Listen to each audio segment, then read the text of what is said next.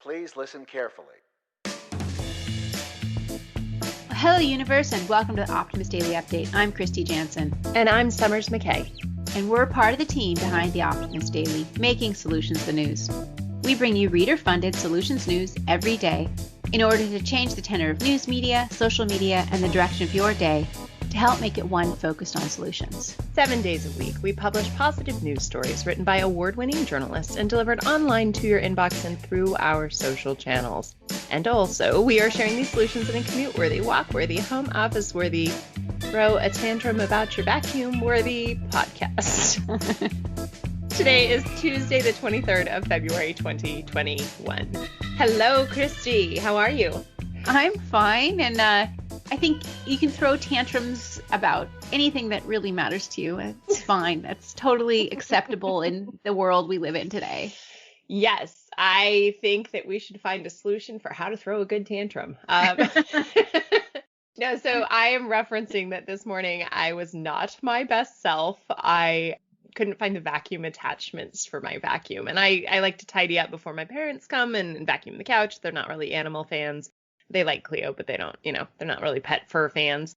And I couldn't find my vacuum attachments this morning. And I may have thrown an utter tantrum about not being able to find my vacuum attachments. Fortunately, the only person who was subjected to my absolute meltdown was our oldest child, our 19-year-old son, who flat out said to me, I know you're frustrated, but the vacuum attachments are not up here and you need to stop throwing a tantrum. So anyway, but I think what I was really frustrated about is just this whole process of buying a home. And unfortunately, because of the climate crisis that exists and what happened in Austin and all of Texas, we've had some major water damage with the home that we're hoping to buy. And so we've had to put some brakes on the process just to get some clear assessments and some contractors and some, inspectors in to understand really what happened. So anyway, my tantrum is not your problem, Kristy, but you did have to hear about it. And now so does the whole world. So deep breaths. Exactly. And like we were speaking about yesterday, Yep. It's not personal. Exactly. I will say that one, obviously talking to you helps. And then two, I really did think about the article. And yesterday when my husband and I were discussing this unexpected event and how do we stay optimistic and how do we stay committed to whatever this journey is, even in the face of this, I reminded him, I said, on the Optimist Daily today, there was an article about not taking it personally, right? Instead, looking for what you can take control of. For me, that was vacuuming.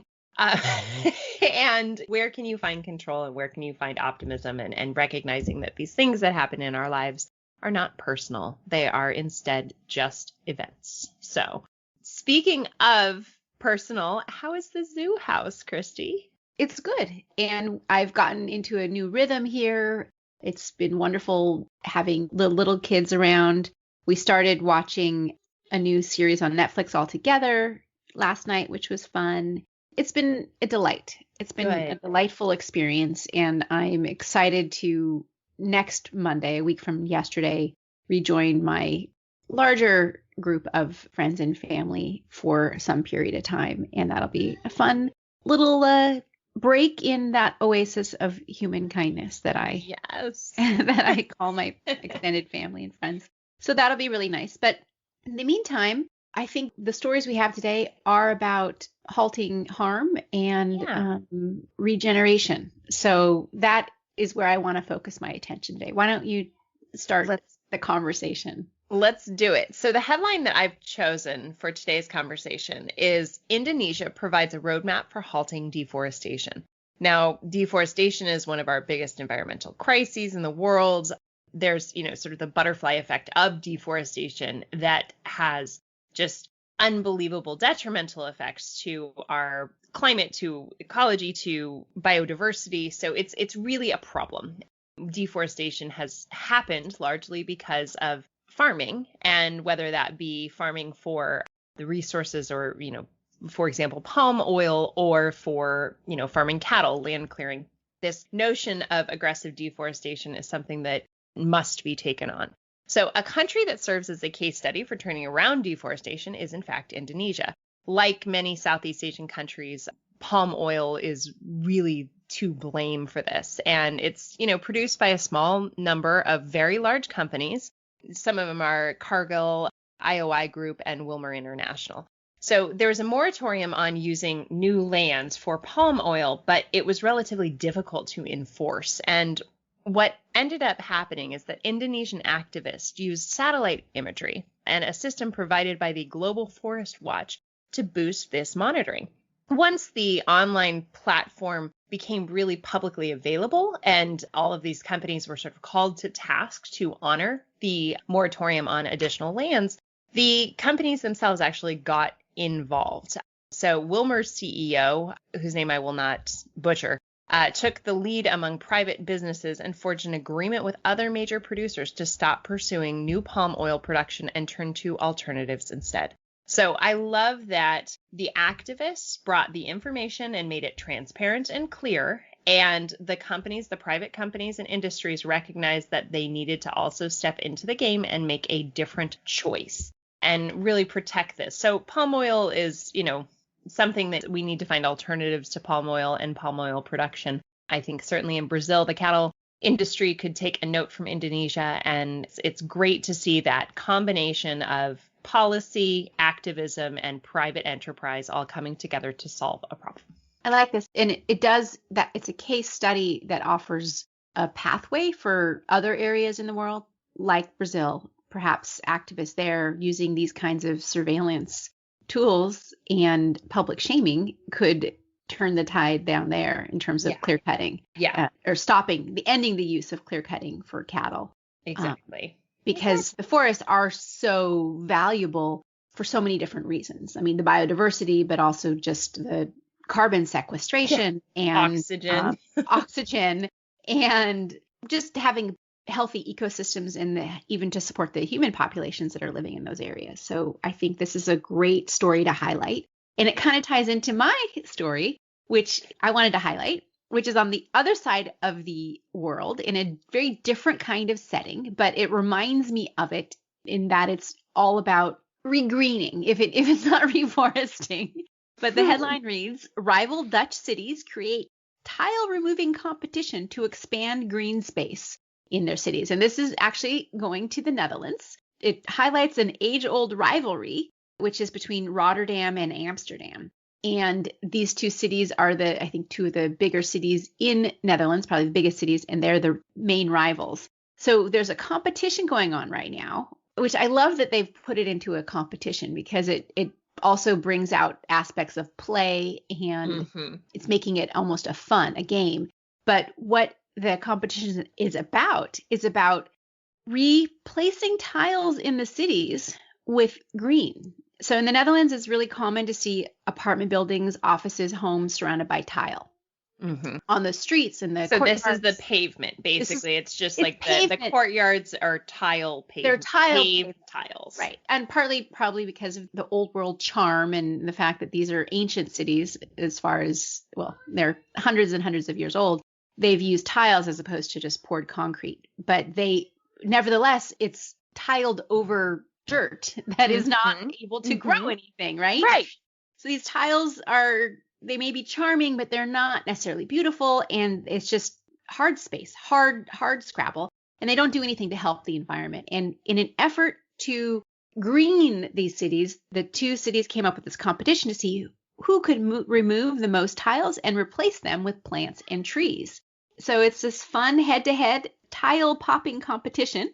And the city of Rotterdam emerged victorious. They removed 47,942 tiles in comparison with the Amsterdammers, who only removed 46,484 tiles. Still quite a few tiles. And so the idea is remove these tiles and replace them with greenery, whether it's plants or trees, and this will help sequester more carbon, but there's a whole lot more that it does. And this is all towards the court-ordered or the collective goal of the Dutch government to reduce by 25% the CO2 emissions in the country. So even if the cities only detiled 3% of the public open spaces, that would account for 0.1 megaton of the 17 megatons needed to reduce the Dutch carbon footprint. So it's not just about carbon sequestration and reducing the carbon footprint, but it also can help improve water management and adding more water into the groundwater. I just like this because it's a fun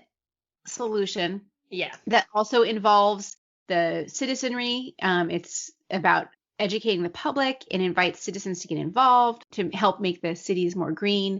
Anyway, that was why I wanted to highlight these two stories work very well together because it is just a reminder that everybody needs to be involved.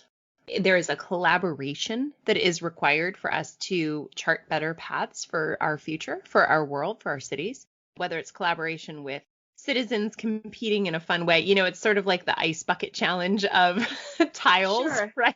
And where, you get together and you find fun and interesting ways to educate, empower, and change. And I love that. I love this story. And it also makes me smile because we have some writers who are hailing from Rotterdam and Amsterdam, and we get to see their rivalry as well. So yes. We've got a lot of very good earthy stories here on the Optimist Daily today. There's another headline that reads, more and more Native American tribes are buying back their ancestral land. This is not earthy. This is spacey.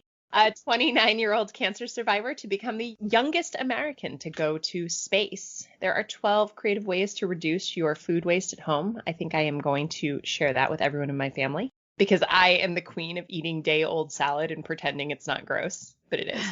There are micro-mobility vehicles that are accessible to people with disabilities. What else do we have, Kristy? There's a story about reducing children's pandemic stress with some parenting tips. That's super important to be aware of, just how this world we're living in can add to childhood anxiety and how you address that as a parent. New York City's Highline Park is going to inspire a similar urban renewal project in London, again about urban renewal. IKEA has unveiled disassembly instructions to help us all extend the lives of our IKEA furniture. And I like it because that one's great because we have to break down some IKEA furniture. Yes. That will be moved wherever we end up living. And again, this is towards becoming a more circular economy and not just throwing these things away or chopping them up. But if you can disassemble them and then strategically reassemble them, they'll be much easier to move or store. And our final story today, which I also loved and I almost chose as my headline to focus on, is about how well-placed wetlands could dramatically cut nitrogen pollution. And again, it's about investing in rewilding areas which we have tried to pave over and how that can help avoid nitrogen pollution, but it also helps to avoid erosion in other land masses. I've been reading about what's going on in Louisiana and how so much land is lost every day because of trying to control the way that the Mississippi River flows without really understanding the entire ecosystem. So those are our headlines for today, everybody. Thank you so much for listening and for being a part of the Optimist Daily Update.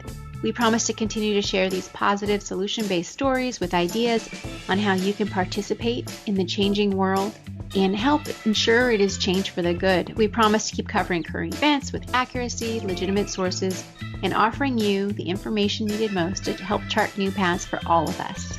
And if you have the means, please consider becoming an emissary on theoptimistdaily.com. For just $5 a month, support reader-funded independent journalism, or sign up to receive a free daily subscription, and you can get these headlines and more in your inbox every morning. Be part of the solution-changing consciousness in addressing our world's biggest challenges with a problem-solving mindset. Let's keep the Optimist Daily free to all who need it, supported by those who can. Thanks, everybody, and Kristy, thanks for talking me off a cliff this morning. That's my job, Summers. That's my job. Talk to you guys tomorrow.